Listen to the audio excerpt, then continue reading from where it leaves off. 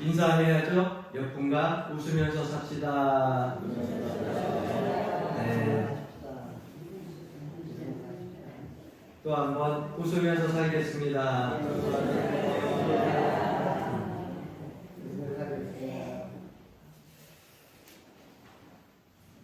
우리 교회에 오면 이렇게 부부끼리 앉으신 분들, 또 따로따로 앉으신 분들이 있는데 가정에 무슨 일이 있는지 인사해 보면 알아요. 그래서 같이 앉아 있거나 따로 앉아 있어도 웃으면서 삽시다 하면은 좀 일주일 동안에 먼 일이 있으면 이쪽에 아내나 남편이 있으면 이쪽 안 보고 이쪽 보면서 웃으면서 삽시다 그렇게 얘기하죠. 여러분들이 교회 와서 예배 드릴 때 마음 다 푸시고 가세요. 하나님 앞에 예배하고 다 내려놓고 가세요. 상처도 여러분 다 은혜 가운데 회복되어지고 아프고 억울했고 속상했던 거 다 여러분 내려놓고 주님의 은혜 가운데에 풍성한 사랑과 사랑이 안 되거든 긍휼히 여기는 마음을 가지고 가셔서 함께 사시면 가정이 더 화목하게 될 줄로 믿습니다. 큰아이가 아이들이 이렇게 자라나게 되면 그런 얘기를 해요. 얘가 대체 누굴 닮은 거야? 좋은 얘기일까요? 나쁜 얘기일까요? 좋을 때도 있지만 나쁠 때 많이 쓰죠. 대체 얘가 누굴 닮은 거야? 할머니, 할아버지도 안 그랬는데 아빠하고 엄마도 안 그랬는데 누굴 닮았을까? 그런데 여러분 그 아이들한테 얘가 대체 누구 닮았어? 누굴 닮아서 이래? 그렇게 말을 해놓고 여러분들의 과거 그 시대 때에 얘가 있었던 그 나이 때에 되돌아가서 여러분들이 그때 부모에게 어떠한 모습으로 살았는지 기억을 끄집어내 보세요. 그래서 속상할 때 아이들한테 그렇게 말을 할 때 그 과거에 옛날에 얘만 했을 때 내 나이 때 내가 어떻게 했었나 그것을 기억을 끄집어내 보면은요 할머니 닮아서 그렇구나 할아버지 닮아서 그렇구나 얘기 못합니다. 누구 닮았어요? 근데 절대 나 닮았다 얘기 안 해. 왜 그런지 아세요?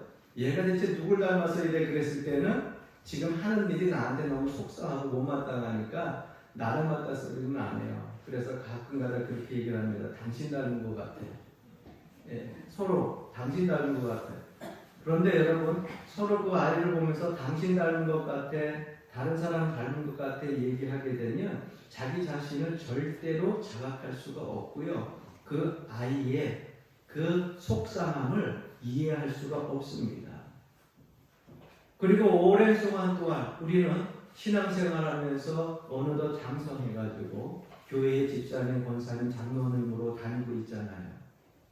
여러분 교회 올 때 보면 남들보다 더 예쁘게 치장하고 오잖아요. 평상시에는 그저 뭐 작업복 가지고 출리링 가지고 있다가도 교회 올 때는 우리가 열심히 치장하고 또 딴 때는 사람들한테 얘기할 때 가리는 말 안 가리는 말 할 거 없이 다 얘기를 하다가 교회 오면 어떻게 해요? 교회 올 때는 좀 교양 좀 더 떨고 좀 우아하게 그러한 모습으로 보이려고 그렇게 치장을 하잖아요. 그런데 여러분 그러한 모습들이 하나님 앞에 보이려고 하는 것은 좋지만 우리가 하나님 앞에는요 솔직 담백한 게 사실 더 좋아요. 그렇다고 해서 막무가내로 그렇게 살라는 것이 아니라 우리의 과거를 기억하면서 하나님 앞에 왔을 때 내가 이러한 모습으로 살아가는 가운데에 겉모습만 바뀌는 것이 아니라 우리의 속사람도 그리고 우리의 이 마음도 생각도 바뀌어져서 하나님 앞에 나와서 사람을 대하고 하나님 앞에 예배해야 될 줄로 믿습니다. 그래서 우리가 자기 자각을 할 때에 그 사람은 앞으로도 소망이 있는 거고요. 비전이 있는 거예요. 탕자의 비유에서 둘째 아들이 다시 아버지께로 돌아온 결정적인 계기가 무엇이라고 생각합니까? 저는 성경을 읽다 보니까 딱 한 가지예요. 탕자, 아버지 품을 떠났던 둘째 아들이 아버지 품에 다시 돌아오게 된 결정적인 계기. 그것이 누가복음 15장 17절에 기록되어져 있는데 한번 따라해 보시겠습니까? 이에 스스로 돌이켜. 저는 이 말씀에 딱 주목이 가기 시작했어요. 누가 오라 마라 한 것도 아니에요. 탕자가 떠났던 아버지 품으로 다시 돌아온 것은요, 이후의 결정적인 계기가 되었어요. 이에 스스로 돌이켜. 자기 자신을 순간 자각하는 순간, 바로 그 순간 아버지의 관계가 아직 돌아가지 않았지만은 이미 회복되어지고 있었고, 나중에 아버지 품에 갔을 때에 온전하게 회복이 되어진 거예요. 그러니까 내가 자각하는 그 순간, 우리가 하나님과의 관계가 회복되어지는 출발이에요. 그리고 하나님과 만난 그 시간, 그 순간, 우리의 모든 삶이 완전하게 회복되어지는 겁니다. 그래서 그 창자가 돌아온 것을 보고, 스스로 자각하게 돌아온 것을 보고 말씀 준비하다 보니까 내가 가끔 여러분들에게 복음성가 아닌 세상 가요들을 부르는 게 종종 있어요. 그래서 7, 80년대 때 많이 인기 끌었던 노래들이 있는데, 가수 이종용 씨가 부른 바보처럼 살았군요 라고 하는 노래가 있어요. 그 가사가 생각이 납니다. 앞구절은 다 생각이 안 나는데 뒷구절 후렴구는 아마 여러분들도 다 아실 거예요. 난 참 바보처럼 살았군요. 난 참 이렇게 들어가잖아요. 그런데 그 앞에 가사를 보니까 어느 날 난 낙엽 지는 소리에 갑자기 텅 빈 내 마음을 보았죠. 그냥 덧없이 살아버린 그런 세월을 느낀 거죠. 저 떨어지는 낙엽처럼 그렇게 살아버린 내 인생을. 이게 1절의 가사예요. 지금 바보처럼 살았군요. 제가 가요를 부르니까 소리가 하지 말래. 어느 날 낙엽 지는 소리에 갑자기 텅 빈 내 마음을 보아줘. 이런 노래거든요. 그런데 난 참 바보처럼 살았군요. 난 참, 그 다음 후렴구에 이 가수의 마음이 담겨져 있는 것 같아요. 어떤 가사보다도 허밍으로 뭔 말을 해야 되는지 그 사람의 마음이 담겨져 있는 것 같아요. 이정용 씨가 이 노래를 부른 계기가 있어요. 한참 인기가 좋았죠. 모든 사람들의 주목을 받는 가수였습니다. 그런데 그가 인기가 좋다 보니까 그걸 감당하기 힘들어가지고, 요즘에도 연예인들이, 가수들이 종종 그런 일들을 하는데 대마초 사건에 휩싸였어요. 그래서 대마초 사건 때문에 구치소에 가서 5개월 동안 그곳에 있는데, 그곳에 가서 감옥에 가서 사형 집행을 당한 사람을 만나게 됩니다. 그런데 사형 집행하는 사람이 한 소리가 이 이정용 씨 5개월 동안 있는 그 순간에 마음에 탁 와가지고 꽂힌 거예요. 밖에 나가서 성실하게 살고 정말 다른 사람들에게 있어서도 부끄럽지 않은 삶을 살라고 하는 사형수 집행의 그러한 말을 듣고 그 마음에 밖에 나와가지고서 가수를 하면서 생각하는데 그 말이 안 떠나더라는 거예요. 생각 속에서. 그래서 이 노래 가사를 가지고서 쓰고 치는 거예요. 여러분, 우리가 신앙생활을 한다고 해서 늘 마음이 풍성한 건 아닙니다. 제가 종종 이렇게 우리 권사님, 집사님들 바라보게 되면 어느 순간에 너무 세월들이 빠르다 하지만 정말 빠른 것 같아요. 머리가 검했던 분들이 다 허해지시고, 가장 제가 아주 그냥 몸소 느끼는 것은 뭐냐, 힘이 급격하게 떨어지시는 것 같아요. 뭐 머리에 흰머리도 나고 검은 머리도 나지만 오시면서 걷는 모습들을 보게 되면 어느 순간에 허리가, 그 다음에 다리가 힘이 들어가는 모습들을 보면서 이 세월이라고 하는 것을 속일 수 없어요. 나름대로 열심히 최선을 위해서 다 사셔가지고 집도 장만하고, 자녀들도 이제 중고등학교, 대학교 다 보내서 직장들 가고, 또 더 큰 자녀들은 결혼해가지고 손녀들까지 보게 되고, 자, 이렇게 다 내가 살면서 열심히 살아서 내가 삶의 목표를 어느 정도 이뤘다고 생각하는데 여러분들 마음이 어때요? 목사님 마음이 왜 이렇게 허전하죠? 왜 자녀 잘 컸는데, 직장만 하고 잘 사는데, 결혼해가지고 손주 손녀 갖고 있는데 왜 내 마음이 이렇게 텅 빈 것 같죠? 여러분, 그런데 그 텅 빈 것 같은 마음이 내가 심령을 자각하는 그러한 계기가 될 수 있어요. 그 시기에 하나님이 여러분들에게 들려주는 그러한 음성을 들을 수 있고, 또 여러분들에게 보내는 사인들을 볼 수 있는 영적인 깨달음이 있기를 주 이름으로 간절히 축원합니다.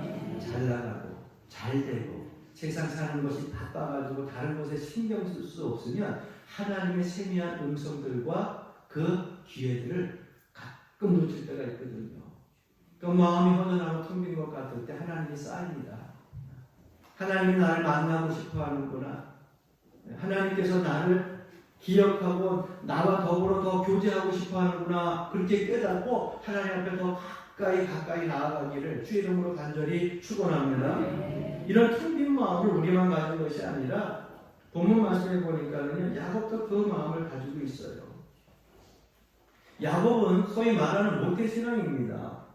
여러분, 야곱의 아버지가 누구예요? 성경에 보게 되면은 큰 사건 하나 없이 그냥 와가지고 우물 파가지고서 샘을 파면은 누가 와서 그 샘물 우리 거 하면서 싸우려고 그러면 다투지 않고 슬그머니 용기도 없이 저쪽 가서 또 우물 파고 저쪽 우물 가면은 또 다른 족속이 와서 다른 사람이 와서 그 우물 우리 거 그러면은 싸우지 않고 슬그머니 도망가서 딴 데 가서 파고, 그런데 나중에 보니까 다투지 않고 딴 데 가서 계속 우물을 파는데 하나님이 이삭에게 어떻게 했다고요? 복을 주는데 100배나.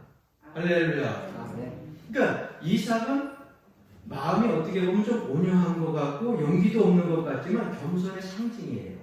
철저하게 하나님만 알고 다투지 않고 살아가는 부모였어요. 이삭의 아버지는 누구였습니까? 믿음의 조상 아브라함이에요. 그 야곱이라고 하는 이름이 나오게 되면 항상 위로 아버지 이삭 그리고 할아버지 아브라함, 대단한 가정이에요. 믿음의 가정으로 치면. 그러니 그 가정에 모태신앙을 가지고 태어난 야곱은 신앙이 좋았을까요? 나빴을까요? 당연히 좋았겠죠. 그런데 착각이었어요. 믿음의 조상 아브라함 그리고 겸손한 온유의 상징인 이삭의 그런 모태신앙으로 태어났지만 야곱은 태어날 때부터 꾀가 많았어요. 이 장깨가 얼마나 많았는지, 이 장깨가 하나님께 잘 쓰임받으면 되는데 이 장깨 때문에 하나님을 신뢰하는 믿음이 없었어요. 그래서 모태 신앙에 태어났음에도 불구하고 신앙적으로 온전하게 반듯하게 자랐다고는 볼 수 없는 인물이 야곱이었습니다. 왜? 가정에서 보게 되면 형을 속이죠? 아버지를 속이죠?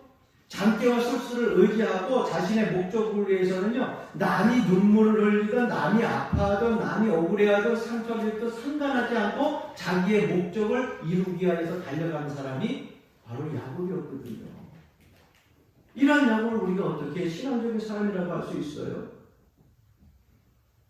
그런데 문제가 생깁니다. 그렇게 좋은 잔깨를 가지고 머리를 가지고서 형에게서 팥죽 한 그릇에 장자권을 빼앗습니다. 그런데 형이 또 한 성품 하잖아요.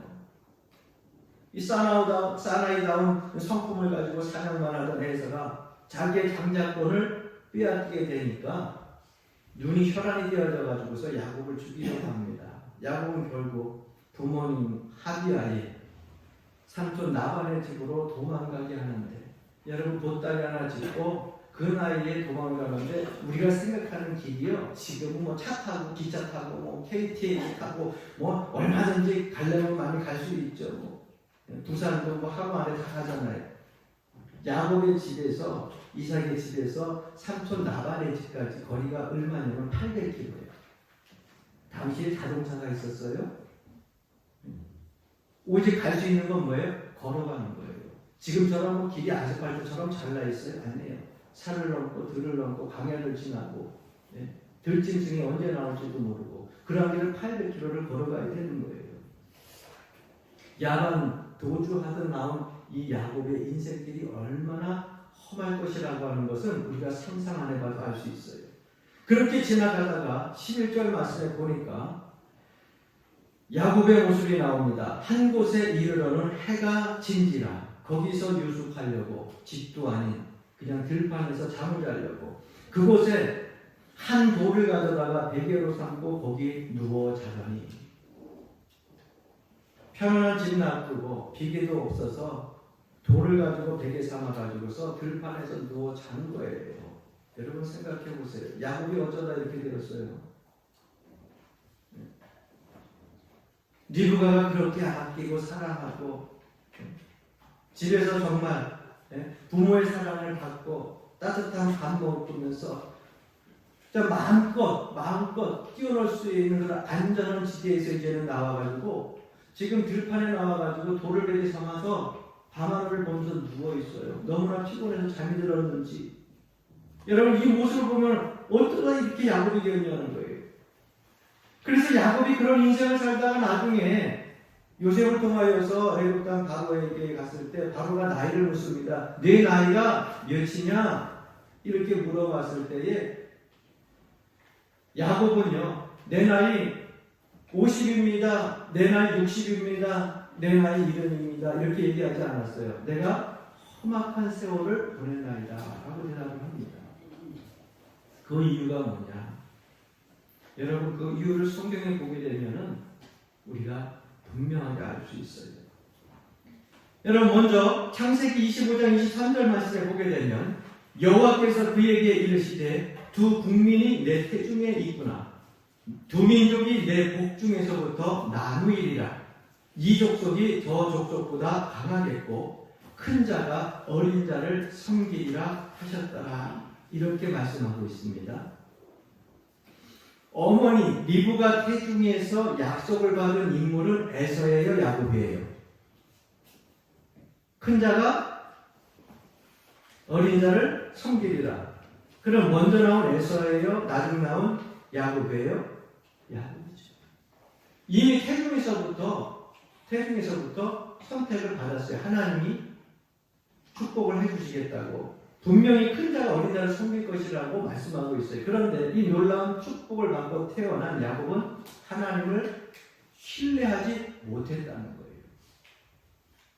자기 자신의 삶에서 스스로 빼앗을 것은 뺐고 목적을 이룰 것은 이루고 자기가 가지고 있는 머리 그 잔꾀를 가지고서 어떤 목적이라도 이루기 위해서 수단과 방법을 가지 않고 하나님을 의지하고 하나님을 신뢰하는 것이 아니라 자기 의지야 자기의 잔꾀를 가지고서 그 목적 달성을 위해서 살아갑니다. 그래서 나중에 고백한 그 야곱의 고백이 내가 험악한 세월을 험악한 이 나날들을 살아왔습니다라고 고백을 하는 거예요. 누구를 탓하겠어요? 환경을 탓하겠습니까? 내가 이 시대에 이 세상에 태어났기 때문에 이 조건을 가지고 탓하겠습니까? 누구의 탓이에요? 자기 자신이에요. 왜? 하나님이 태중에서부터 뭐 한다 그랬어요? 큰 자가 어린 자를 섬기리라. 복 주시겠다는 거거든요. 동행하시겠다는 거거든요. 붙잡아 주시겠다는 거거든요. 그렇다면 누구를 의지하며 살아야 돼요? 하나님 의지하고 살아야죠. 나의 길을 인도하신다고 축복해 주신다고 하는 하나님 붙들고 내가 삶 속에서 그것만을 바라보면서 살아야 되죠. 그런데 자기의 머리 갖고 산 사람이 야곱이에요. 그러니까 그 삶이 험악한 거예요. 인생의 세월이 고난의 연속인 거예요. 그걸 누구를 탓하냐고요. 많은 사람들은 그러고 나서 세상을 탓하고 환경을 탓합니다. 여러분 우리의 인생도 다르지 않습니다. 눈물 없이 들을 수 있는 사연을 가진 사람들이요 10분을 만나보면 9분들이 다 그 사연을 갖고 있어요. 말을 하면서 그렇죠. 저 집사님은 맨날 웃고 다녀. 좋죠. 그런데 여러분 맨날 웃고 다니는 그 집사님 평생도록 매일 그렇게 웃을 수 있는 일만 있었을까요? 아니요. 눈물 흘릴 사연들을 다 가슴에 묻고 사는 거예요. 하나님의 은혜로 그것을 다 회복하고 은혜 가운데에 기쁨으로 승화하는 거지. 그러니까 우리의 삶 속에서도 마찬가지. 인생에 목사님은 안 걱정도 없겠다. 목사님은 눈물 흘릴 도 없겠다. 장로님은 눈물 흘릴 도 없겠다. 권사님 눈물 흘릴 도 없겠다. 여러분 속사정 깊이 들어가 보면요 다 있어요. 얘기를 안 해서 그렇지. 그런데 그러한 사정들을 우리가 하나님 은혜 가운데에 치료받고 회복되어지고 기쁨으로 승화해서 믿음으로 이기면서 살아가는 거죠. 그런데 야곱은요 하나님을 신뢰하지 않아서 험악한 인생을 보내게 된 거예요. 누구를 탓할 수도 없어요. 그럼 어머니 리브가는 어떻게 했어요? 사랑하는 자기 맨날 품 안에 부엌까지 끌고 다니던 그 야곱을 삼촌 나만의 집에 야간 보조하게 했으니 그 마음이 얼마나 아팠겠어요? 근데 리브가도 문제가 있어요. 왜 문제가 있는지 아세요? 에서보다 야곱을 사랑해도 너무 사랑했어. 너무 사랑했어. 그러니까 아주 많이 사랑하는 것이 나쁜 건 아니에요. 그런데 이 사랑이 변하여 집착이 되면 문제가 되는 것입니다. 예? 하나님께서 누구에게 메시지를 주셨어요? 야곱에게 주셨어요? 아니면 리브가에게 주셨어요? 리브가에게 줬거든요. 얘 태중에 두 아들이 있는데 하나님께서 큰 자, 작은 자를 섬기게 하리라. 그럼 자기가 사랑하는 야곱, 하나님께서 이미 책임져 주시겠다고 약속을 했잖아요. 누구를 신뢰하고 믿음으로 바라보면서 또 아이를 키워나가야 될까요? 하나님 바라보면서. 이 아이에게 할 수 있는 것이 뭐예요? 신앙의 길을 갈 수 있도록 열어주는 것만 하면 돼. 세상적으로 나가지 아니하고 신앙적으로 살 수 있도록 그 길만 열어주면 하나님이 이미 복 중에서 태중에서 복을 주시기로 약속했기 때문에 야곱은 복 받으면서 살아가는 거예요. 그런데 야곱과 공모해가지고 야곱이 머리가 좋으니까 내가 머리가요 참 뛰어난 것 같아, 영재 같아. 야곱이 와서 얘기하니까 그러냐 하면서 해가지고 야곱하고 동조해가지고 아버지 이삭을 속이는데 리브가도 한몫을 하잖아요. 음식을 만들어가지고서. 여러분, 그 결과로 결국 누구를 탓할 수 있는 것이 아니에요. 그러다 보니까는 절망적인 그러한 밤을 만나게 되고 절망적인 그런 어두운 삶의 인생을 만나게 되는 겁니다. 그런데 하나님께서는요 참 은혜의 하나님이고 긍휼의 하나님이에요. 그대로 내버려 두지 아니하고 이 절망적인 밤에 하나님께서는 야곱을 만나 주십니다. 그 야곱을 만나는 그 시간, 그 결정적인 그날 밤 하나님께서는 사닥다리라고 하는 그 꿈을 통하여서 야곱을 만나 주시는데 오늘 본문 말씀 12절 말씀입니다. 꿈에 본즉 사닥다리가 땅 위에 서 있는데 그 꼭대기가 하늘에 닿았고 또 본즉 하나님의 사자들이 그 위에서 오리락 내리락 하고. 사닥다리는 인간의 힘으로 얼마든지 올라갈 수 있는 거예요. 그러나 하나님과 야곱 사이에 있는 사닥다리는 사람의 힘으로 올라갈 수가 없어요. 하나님과 나와의 관계는요 우리의 자력으로 회복되어지는 게 아니에요. 내가 애쓴다고 되는 게 아니에요. 하나님이 긍휼의 은혜를 베풀어 주시고 할렐루야. 나를 찾아주실 때 내가 응답할 뿐이지요. 내 자력으로 해결할 수 있는 문제가 아니에요. 하나님께 나가고 싶지만 신뢰하지 않았던 그 하나님을 내가 어느 순간에 갑자기 신뢰할 수 있겠어요? 하나님이 은혜를 주셔야 그걸 깨달아야 그때부터 신뢰할 수 있는 거죠. 내 자력으로는 안 돼요. 그러면 이 사다리가 어떤 의미를 가지고 있느냐? 이 사다리는요 자기 자신을 자각하게 하는 그러한 도구예요. 우리의 삶을 살아가다 보면 여러분 때때로 하나님의 말씀을 봐도 은혜가 되지 않을 때가 있잖아요. 하나님의 말씀을 들어도 마음에 감동이 안 되잖아요. 늘 딱딱한 마음처럼 말씀을 들어도 반사가 되는 것 같고 말씀을 읽어도 눈에 들어오는데 심령 속에서 이것이 은혜로 깊은 감동이 되어지지 않냐고. 그럴 때가 얼마나 많아요. 그러고 나서 하나님 앞에 예배할 때에 가끔 하나님 말씀 듣다가 은혜 받는 사람들이 옆에서 막 눈물을 흘리고 감사하고 감격해하면은 문득 무슨 생각이 드냐면 그런 생각이 드는 거예요. 나도 소식적에는 저랬지. 나도 처음 믿을 땐 저랬지. 나도 한참 신앙이 뜨거울 땐 저랬지. 자기 자신이 자각할 생각은 하지 아니하고 옛날에 그랬지 하고 넘어가는 거예요. 그러면 여러분 우리의 삶 속에서 하나님의 은혜는 더불어서 계속해서 우리에게 임해야 되는데 그 은혜를 받지 못하게 돼요. 내 스스로 자각해야 돼요. 그것이 야곱에게 보여준 사닥다리예요. 나를 자각하게 하는 도구입니다. 야곱의 인생에 가장 소중하고 결정적인 순간이 어느 때라고 생각하세요? 인생의 터닝 포인트가 있던 시간이 어느 때라고 생각하세요? 저는 이 말씀이라고 생각해요. 돌을 베개 삼아가지고 들판에 누워있을 때 하나님께서 야곱에게 사자다리를 보여주고 천군전사가 오리락내리락하는 것을 보여줌으로 말미암아 하나님이 너와 지금 동행하고 있다. 하나님이 너와 함께하고 있다. 태중에 너를 복준 것처럼 네가 지금까지 하나님을 신뢰하지 않았지만은 나는 너를 기대하고 있다라고 하는 것을 보여준 그 터닝포인트의 자리가 바로 이 들판이라고 생각을 해요. 여러분, 저는 그래서 이 사다리를 뭐라고 표현하고 싶으면은 십자가라고 표현하고 싶어요. 예수 그리스도의 십자가. 나의 힘으로는, 나의 능력으로는, 도덕적인 그런 생각과 현실로는 결코 하나님 앞에 나아갈 수 없는데 예수 그리스도의 십자가를 통하여서 죄 많고 허물 많은 우리가 하나님 은혜로 보좌 앞에 나갈 수 있게 해주셨잖아요. 내 인생의 삶에 있어서 험난한 세월을 보낼 때에도 나와 함께 하시는 그 하나님을 알게 하는 것은 예수 그리스도의 십자가의 은혜라는 거죠. 눈에 보이지 않아도 하나님은 나와 동행하시고, 안 듣는 것 같아도 내가 기도할 때 하나님은 듣고 계신다고 하는 것을 확신하게 하는 그런 믿음, 예수 그리스도의 십자가라는 거죠. 여러분들이 삶의 터전 속에서 이 예수 그리스도의 십자가를 매일매일 여러분들이 만나고 체험하고 또 여러분 삶 속에서 역사로 열매 맺기를 주의 이름으로 간절히 축원합니다. 좋은 교회는 어떤 교회일까요? 좋은 교회는요, 사다리가 보여지는 교회라고 생각해요. 사다리는 뭐라고요? 예수 그리스도의 십자가라고요. 그 교회에 목사님 얼굴만 크게 보이고 장로님 얼굴만 크게 보이고 다른 사람들의 모습들이 크게 보이면 그 교회는요, 좋은 교회 아닙니다. 성도들이 모여서 목사님과 성도들이 얘기해도 무엇이 보여야 되느냐? 예수 그리스도의 십자가가 보여야 돼요.